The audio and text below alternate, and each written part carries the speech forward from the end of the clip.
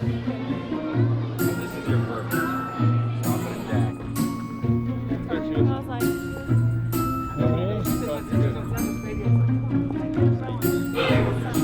Santa Claus. What do you want for Christmas? What do you want? You can tell him what you want.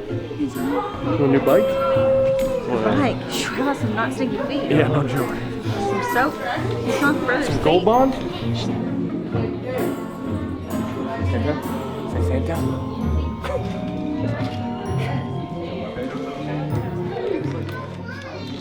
I can't wait to stand. Look, you see Santa? You see it? You see Santa?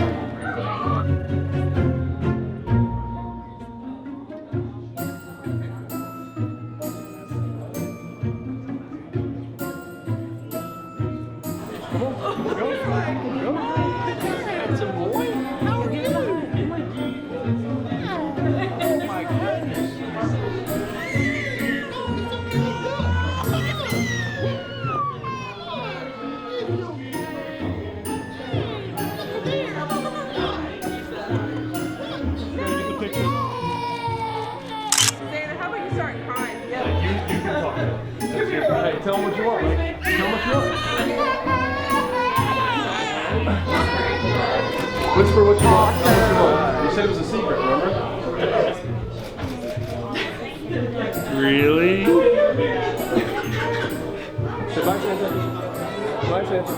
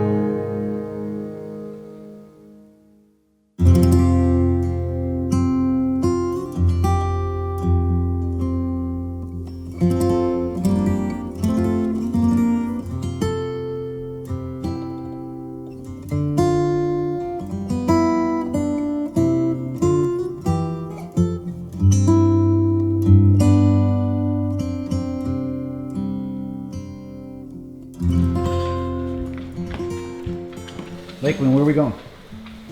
I'm going to see our elf. You want to see our On the elf? shelf. Oh.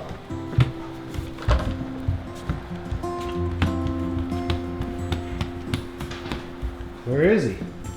Up there. Up where? I don't see him. Up there. Oh! There he is. Goofing around in the chandelier. Silly elf. What's his name? Percy. Percy. You see the elf up there? Huh? You see him, Violet? Huh? You see the elf? See the elf? Hello, my car. Oh my God.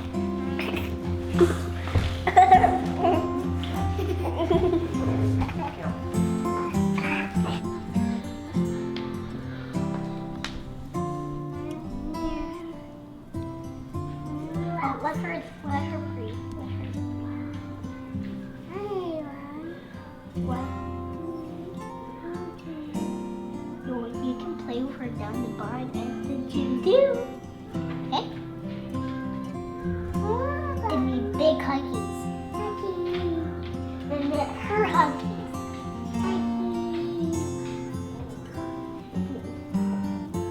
You want to hold her again? Okay. Here, this is how you pet her on the back. You do that. Put this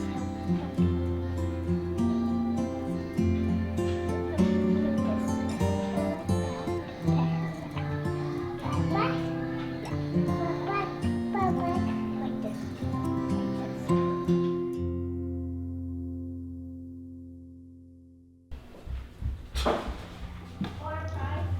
Bye bye. I love you. Bye. Give me a kiss.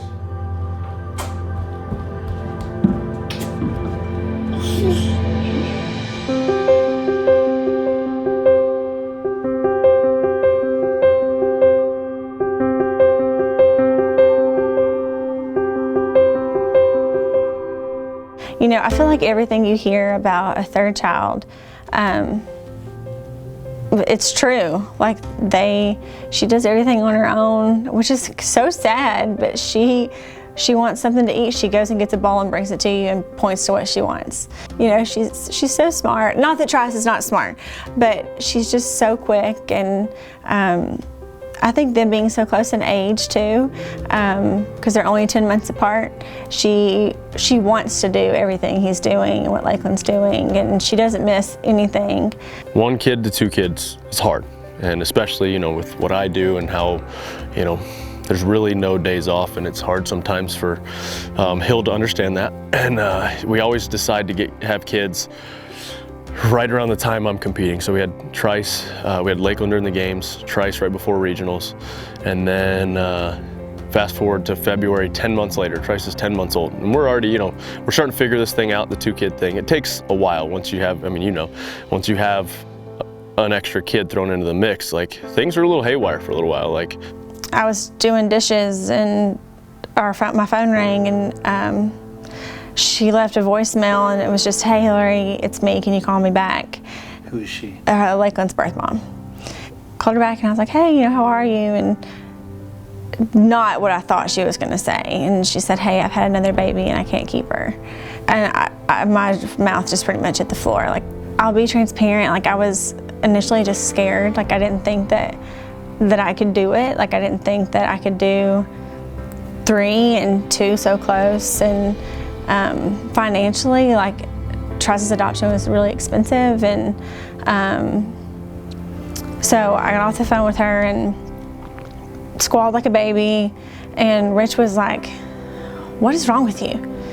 He was like, "Did you tell her that we're on our way?" I was like, I mean, we have to, right? Like, Hillary's like, "Okay, I mean, you got a 10-month-old, like," I'm like, "All right, that's fine."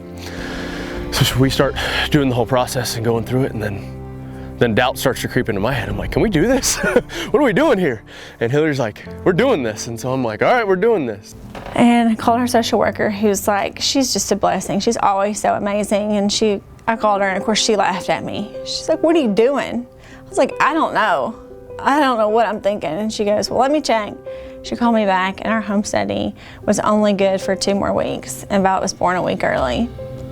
Another God thing. And so called her back, and she was like, "Okay." And, you know, I just could hear such a relief in her voice and my voice, and I couldn't wait, you know, to get there. And it was literally like seeing Lakeland. Like, she looked just like her, but with hair. Lakeland was bald till she was 2. There may be days where I'm like, man, this is hard, but I will never regret having that little girl, where I would regret if we didn't have her. Like, she completes this family. She's the best. She's like a missing piece that I didn't know we were like still waiting on, and she's just... Can't even imagine it not happening, huh? No. We call her the silent assassin. You know, she's kind of just there, and then all of a sudden she's, you know, juggling knives or whatever she's doing. So. She kills you with that smile. Oh yeah, she does. She got me wrapped. I mean, both the girls have me wrapped. I'll admit, I'm a little harder on Trice. He's a boy. Just the way it is, you know. Like, I just those 2 little girls. I mean, I love Trice more than anything, but those 2 little girls for some reason can get away with a little bit more, and it's just the way it is. Sorry, Trice.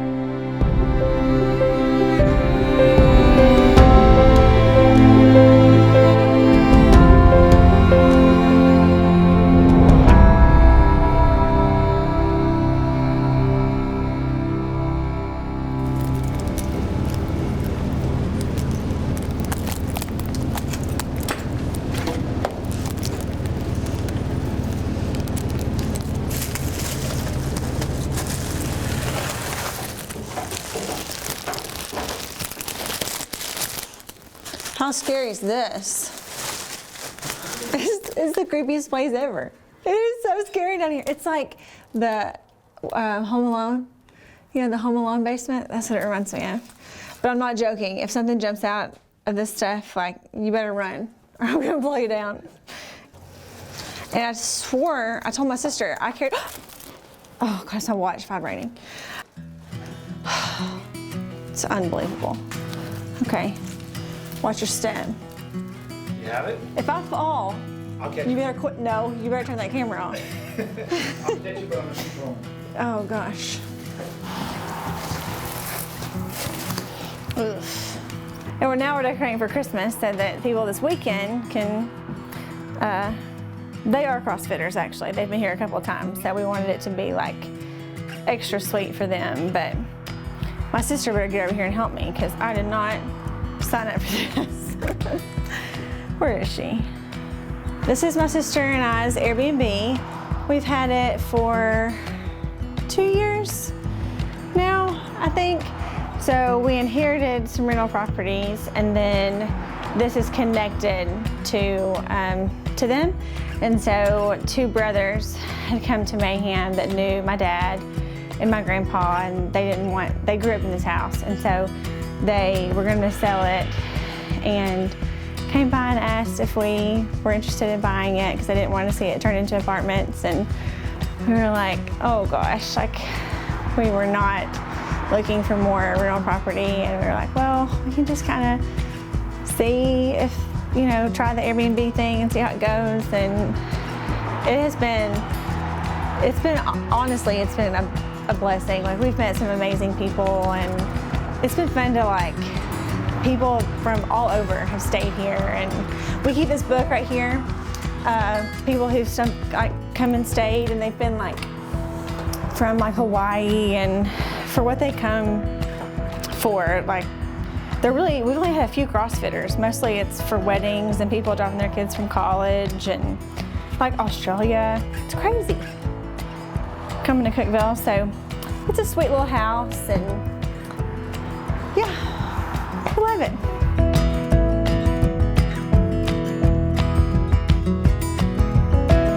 It's all Allie's.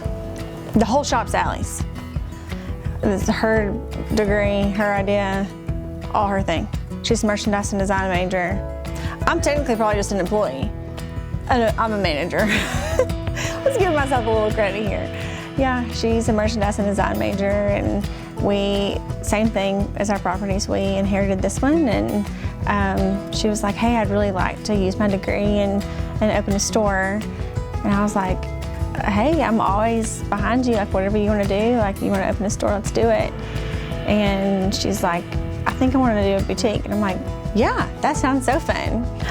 It's just women's clothing, but we also do, like, it's just small to large. We also carry plus sizes. We do jewelry.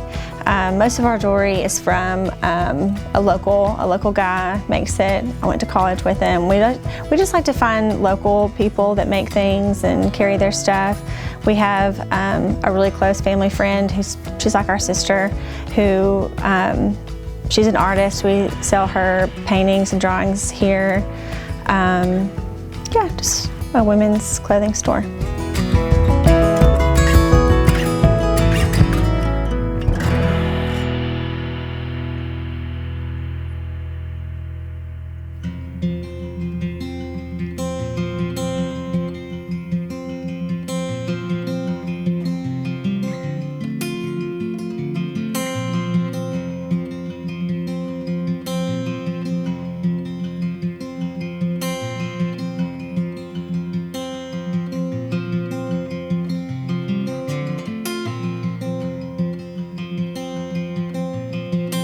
You know, when Europeans started coming over here, there was anywhere from, they'd say, 30 to 60 million bison.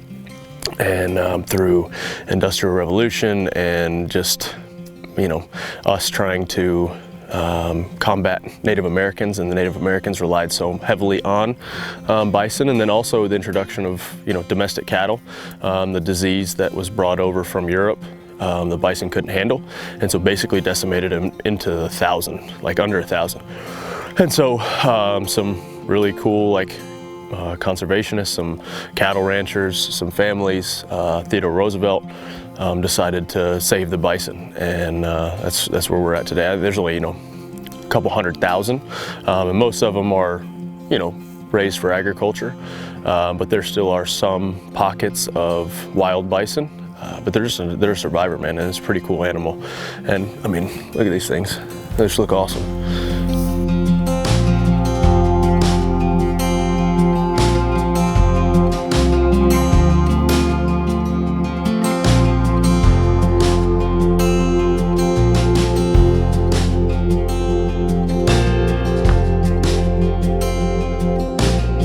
I grew up, I would never say we had a functional farm by any means. We had a couple horses for a little while. We lived on some acreage, 10 acres. There were always chores to do. So, we had some apple trees, cut some hay, bale some hay for neighbors and stuff like that. But there was always chores to do. My parents were always big on, hey, there's gonna be something to do. And if you don't find yourself something to do, I'm gonna find something to do for you. When we bought this land, there's a lot of acreage here, and I don't want it just to sit here and not do anything. So in the beginning, we thought, at least we'll cut some hay and maybe eventually get some cattle, and I want some chores for the kids to have to do, and something that, we have to do together, I guess, because that was kind of, I hated the chores growing up, but looking back now, it was a lot of family time. Like, my parents were never,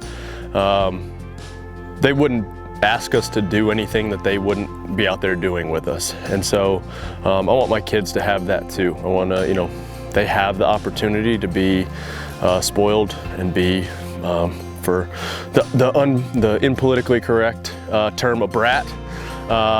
And I don't want that. I want them to have something that they have to take care of. And like I said, in the beginning, we kind of were like, let's get a couple cattle and throw them out here and, maybe harvest them, another politically correct term, when the time's right, and have some meat in the fridge. But then more and more we started looking into it.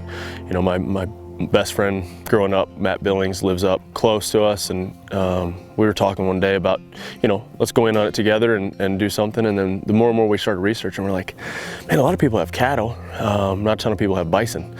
And at first it was just kind of speaking of the devil, it was just kind of one of those things that we're like, oh yeah, it'd be pretty cool. But then we started researching bison, and man, it's a cool animal, just the history of them. And these are just cows, like these are females. The bulls are like 2 or 3 times this size. I can't wait to get a bull out here.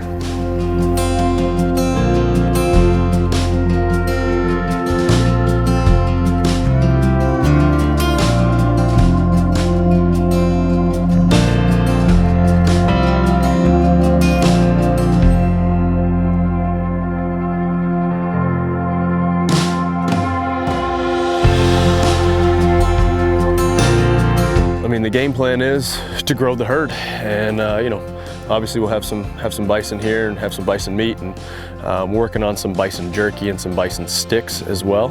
And that's the game plan right now. Froning Farms is it's kind of an open end right now. We always start on the smaller end and kind of grow into things. That's what we've done with the gym. It's what we've done with some other things. And yeah, right now it's what it is, and who knows what it'll morph into as we get going. And the less I compete and I'm not relying so much on working out, who knows what it'll turn into. So I'm looking forward to it. It's like I said, the more and more we've done it, and the more and more you get to wake up and see these things looking out the front glass, it's pretty special. Like, just kind of takes you back to, I don't know, what it used to be like maybe around here. So it's pretty cool. They're really cool animals. And you can still work, but it won't rely so heavily on my physical performance. Might be nice. All those years of training to be a farmer. Yeah, that's right. Hey, functional fitness, right?